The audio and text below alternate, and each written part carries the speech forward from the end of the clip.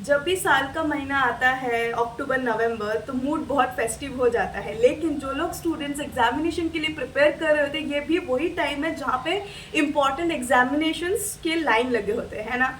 तो जैसे कि अभी अभी दशहरा गया, नवरात्रि गई, तो एक ऑलरेडी फेस्टिव माहौल मूड वही वहीं पे लगा हुआ है।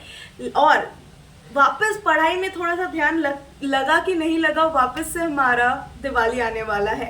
तो ऐसे फेस्टिव सीजन में जहाँ पे माहौल में celebration, fun, shopping, sweets, roaming around, ये सारे लगा हुआ है, तो इस बीच में मैं कैसे पढ़ाई में अपना ध्यान लगाऊँ, क्योंकि जो लोग एनटीए नेट का प्रिपरेशन कर रहे हैं, the exam is knocking at the door. Not only that, जो लोग CUET PG का भी एग्ज़ाम के लिए प्रिपरेशन कर रहे हैं, उन लोगों का भी एग्ज़ाम इस साल प्रीपोन कर दिया गया है ना, फरवरी में एग्ज़ाम को ला दिया गया है। तो ये टाइम तो बहुत क्रूशियल है एग्ज़ाम्स के प्रिपरेशन के लिए। तो कैसे दोनों को बैलेंस करके करें, तो सबसे पहली बात तो मैं यही बोलना चाहूँगी कि फेस्टिवल और जो this time of the year कहा जाता है ना, इसको हम लोग क्या बोलते हैं कि October November December is like the Friday Saturday and Sunday of the week.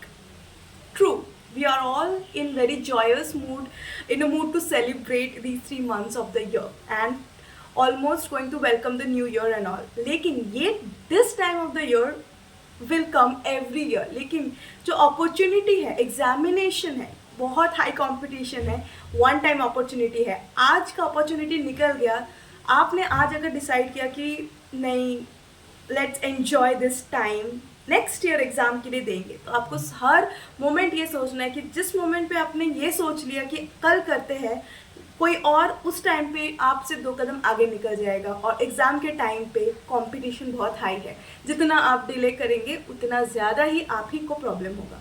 तो 2 चीज़ों को दिमाग में रखिए, एक कि इस साल मेहनत करके इसी साल क्रैक कर लेते हैं तो इसके बाद से तो मज़े ही मज़े हैं, हर साल का हम लोग अक्टूबर नवंबर दिसंबर सेलिब्रेट करेंगे। और दूसरा है कि थोड़ा सा तो एन्जॉयमेंट बनेगा ही, नहीं तो क्या ही कर सकते, सारा दिन तो नहीं पढ़ना है, तो थोड़ा टैक्टिक्स भी हम लोग यूज़ कर सकते हैं। जैसे कि जो पीक फेस्टिवल टाइम आएगा, हम लोग अपने आप में डिसाइड कर सकते हैं कि एकदम सुबह उठ के हम लोग मॉक टेस्ट देंगे, और जो मॉक टेस्ट हम लोग जो टेस्ट देंगे उसका एनालिसिस भी उसी दिन कर लेंगे, और उस दिन का कोटा ख़त्म करके बाकी टाइम को थोड़ा सा फन, सेलिब्रेशन एंड मस्ती कर लेंगे।